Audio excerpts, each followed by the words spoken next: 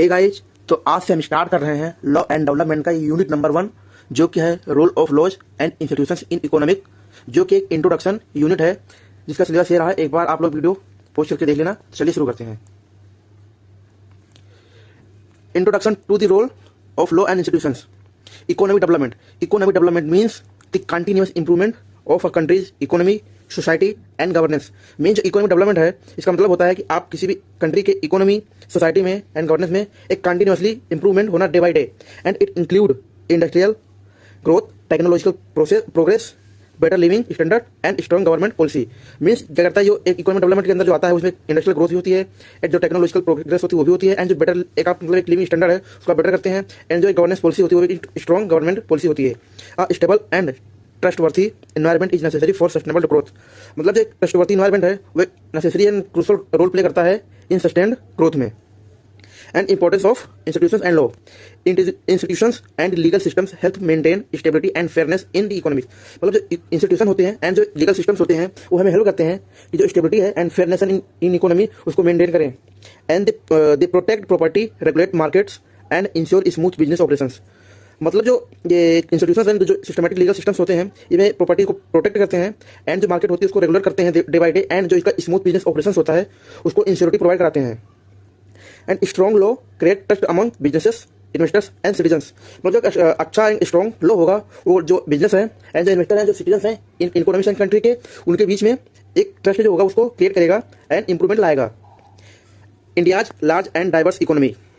India is one of the biggest and most diverse economics in the world. मतलब क्या जो India है ये पूरे वर्ल्ड में एक मतलब बहुत बड़ी एंड जो मोस्ट मतलब डाइवर्स इकोनॉमी है।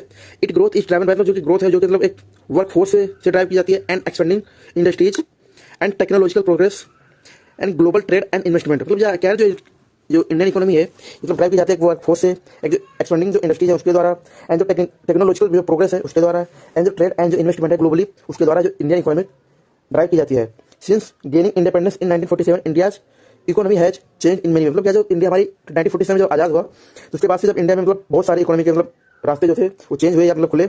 Year focus on government led industry. मतलब क्या था, जब शुरू में हमारे मतलब आज़ाद हुआ उन्होंने क्या फोकस किया, जो गवर्नमेंट लेड इंडस्ट्री थी उनके ऊपर, and major reforms in 1991 lead to privatisation and globalisation. का क्या हुआ कि इन्होंने जो इंडियन गवर्नमेंट थी उन्होंने 1991 में उन्होंने प्राइवेटाइजेशन एंड ग्लोबलाइजेशन की एक लाया, and ongoing policy change continue to improve efficiency and competition. मतलब क्या हुआ, जब ये पॉलिसी हमारे मार्केट इकोनॉमी में आई तो उन्होंने हमारे मतलब चेंजेस जो कंटिन्यू जो इंप्रूवमेंट थी उसको इफिशिएंसी एंड कंपटीटिवनेस प्रोवाइड कराई।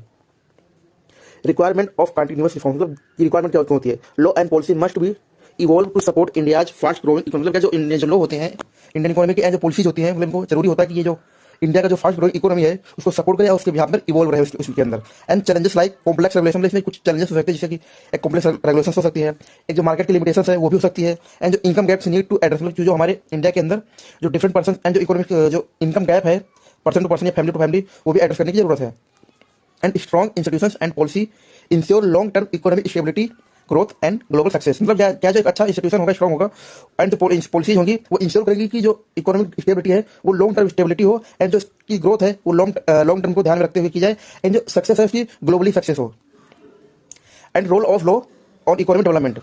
Law form the foundations of economic activity by defining the roles and responsibility of individuals, business and government authority. और जो लॉ का जो फॉर्म्स है, फाउंडेशन है, वो मतलब एक इकोनॉमिक एक्टिविटी का है जो कि डिफाइन करता है रोल एंड रिस्पॉन्सिबिलिटी को, एक इंडिविजुअल की रिस्पॉन्सिबिलिटी एंड रोल को, एंड जो बिजनेस का रोल है एंड रिस्पॉन्सिबिलिटी है इकोनॉमी उसको, एंड जो गवर्नमेंट की अथॉरिटी है एंड पॉलिसी है उसको डिफाइन करता है इकोनॉमी की उसका रोल एंड रिस्पॉन्सिबिलिटी क्या है। They create a structured environment, reduce uncertainty, ensure secure transactions and improve market efficiency. मतलब क्या था, जो हमारे लॉ होते हैं ये हमें create environment, structured environment create करते हैं, एंड जिसके कारण जो हमारी अनसर्टेनिटी होती है वो रिड्यूस होती है, एंड जो सिक्योर ट्रांजैक्शन है उसको इंश्योरिटी प्रोवाइड करते हैं, जो हमारी मार्केट इफिशिएंसी होती है उसको डे बाई डे में इंप्रूवमेंट करते हैं। In emerging economies like India, law are essential for economic stability and growth. मतलब क्या जो इमर्जिंग इकोनॉमी होती है जैसे इंडिया में, इनके लिए जो लॉ है तो इसेंशियली क्रूशियल रोल वो प्ले करता है इकोनॉमिक स्टेबिलिटी एंड ग्रोथ को प्रोवाइड कराने में। Property rights and economic development. Property rights are crucial for economic growth as they allow individual and business to own, use and trade assets freely. मतलब क्या जो property rights होते हैं ये मतलब क्रूशल एंड एक की रोल प्ले करते हैं इसको इकोनॉमिक ग्रोथ के लिए, जिससे कोई अलाउ किया जाता है इंडिविजुअल को एंड बिजनेस को कि वो ओन कर सकें एंड यूज कर सकें, एंड जो एसेट्स का ट्रेड है वो फ्रीली कर सकें।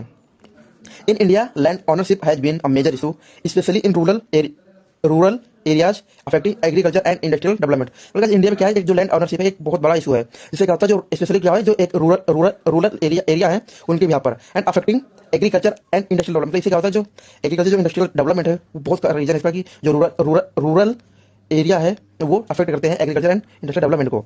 And lack of clear property ownership has slowed economic progress. इसके कारण क्या होता है जो क्लियर जो प्रॉपर्टी का ऑनरशिप होता है इसमें क्लियरिटी नहीं होती, जिसके कारण जो इकोनॉमिक प्रोग्रेस है वो स्लो रहती है। And the economic government has introduce reforms to improve property rights such as, जो इंडियन गवर्नमेंट से इंट्रोड्यूस किया कि जो इसका रिफॉर्म किया जाए जो प्रॉपर्टी राइट्स का इसको इंप्रूव करने के लिए।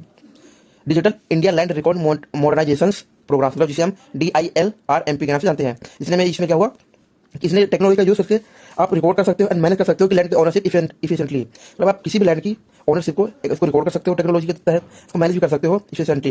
And reforms in tenancy law to improve land security and reduce dispute, मतलब क्या किया जो टेनेंसी लॉ थे उनको इंप्रूव किया जिससे कि जो लैंड सिक्योरिटी थी एंड उसको इंप्रूव किया जा सके एंड जो डिस्प्यूट्स थे उसको रिड्यूस किया जा सके। Contract law and business transactions. Contract law form the basis of business transaction and economy, मतलब क्या जो कॉन्ट्रैक्ट है वो एक फॉर्म है, एक business transactions and economic activity का एक बेसिस फॉर्म है जो कि क्रूशियल एंड की रोल प्ले करता है इंडियन इकोनॉमिक्स में।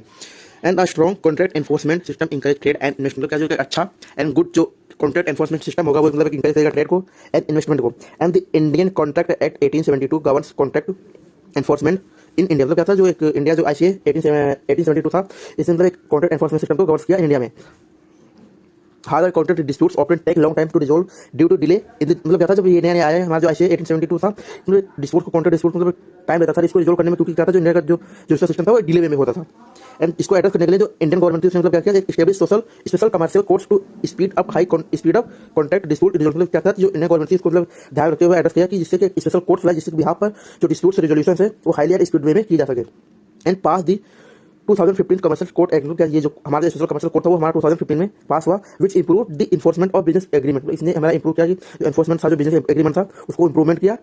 And these legal improvement help attract both domestic and foreign investment. इससे क्या हुआ जो हमारे लीगल इंप्रूवमेंट हुई हमारे कॉन्ट्रैक्ट में लॉ में, तो इससे क्या हुआ एनफोर्समेंट सिस्टम में, तो इससे हमारा जो डोमेस्टिक एंड जो फॉरेन इन्वेस्टमेंट था उसको इंप्रूवमेंट एंड अट्रैक्टिवनेस मिली। Labour law and employment generations. Labour law regulate the relationship between employers and workers, मतलब जो लेबर लॉ होता है ये हमारा जो एम्प्लॉयर्स हैं जो वर्कर्स हैं इनके बीच के रिलेशनशिप को रेगुलेट करता है। And ensuring fair wages safe working conditions and worker rights, मतलब ये हमारा इंश्योरिटी प्रोवाइड करता है कि जो वर्कर्स उसको एक फेयर वेज मिलेगी, इसके लिए सेफ वर्किंग कंडीशंस होगी, जो वर्कर के राइट्स हैं वो प्रॉपर्ली प्रोवाइड कराए जाएंगे। And India labour law were previously considered too complex, कहता है जो इंडिया का जो प्रीवियस जो लॉ सिस्टम था अकॉर्डिंग टू क्या कहते हैं वर्कर राइट्स के लिए वो कॉम्प्लेक्स वे में था, जिसके कारण discourage business from hiring formally, इससे कहता जो बिजनेस से इनको हायरिंग करने के लिए फॉर्मली मतलब डिस्करेजनेस होती थी। And to simplify regulations and encourage employment the government introduce 4 new labour, मतलब जिसको सिंप्लीफाई रेगुलेशन बनाने के लिए एंड एम्प्लॉयमेंट को इंकरेज करने के जो इंडियन गवर्नमेंट थी उसने मतलब 4 नए लेबर कोड को इंट्रोड्यूस किया, जो कि नंबर 1 था कोड ऑन वेजेस, जो कि कोड वेजेस कोड पर था, जिसने मतलब एक स्टैंडर्ड सेट किया जो वेज रेगुलेशन है वो फेयर होगी। एंड इंडस्ट्रियल रिलेशंस कोड, इससे क्या होगा कि जो इंडस्ट्री के बीच में जो रिलेशंस हैं वो code and govern employ worker, इससे क्या होगा कि जो इससे होगा कि जो इंडियन रिलेशन कोड था इसलिए मतलब डिफाइन किया कि जो एम्प्लॉयर जो वर्कर्स हैं एम्प्लॉयर एंड वर्कर्स हैं उनके बीच जो रिलेशन है वो एक सिस्टमेटिक एंड फेयर रिलेशनशिप हो। Code on social security expand workers benefit and protection, मतलब जो कोड ऑन सोशल सिक्योरिटी था इसका मतलब था कि जो वर्कर्स के जो बेनिफिट्स हैं एंड जो प्रोटेक्शन उसको एक्सपेंड किया जाए इन कंपनी इंडस्ट्रीज में। And occupational safety health and working conditions code, ये मतलब सेफ्टी एंड हेल्थ जो वर्किंग कंडीशंस कोड था इसका मतलब एक कारण ये इसके क्या हुआ जो पहले सेफ्टी थी एंड जो कंडीशंस थी वर्कर्स के लिए वो इंप्रूव हुई। And these reforms aim to, मतलब इनका जो एम था वो था कि जो मेक कॉम्प्लेक्स ईजर और इससे मतलब जो कॉम्प्लेक्स था जो लोगों का वो एक ईजर वे में प्रोवाइड किया जा सके समझने के लिए। And improve labour market flexibility, जिसके लिए कि जो लेबर की जो मार्केट फ्लेक्सिबिलिटी उसको इंप्रूव किया जाए continuously. And protect worker rights while promoting job creation, मतलब क्या था इससे मतलब हुआ कि जो वर्कर्स के जो राइट्स थे उसको क्रिएट किया जाए, सॉरी प्रोटेक्ट किया जाए। एंड जो क्रिएशन थे जब आप जो क्रिएशन को प्रोवाइड करा रहे हो प्रमोट कर रहे हो तो उसके यहाँ पर जो वर्कर्स के जो राइट्स हैं उनको प्रोटेक्ट किया जाए।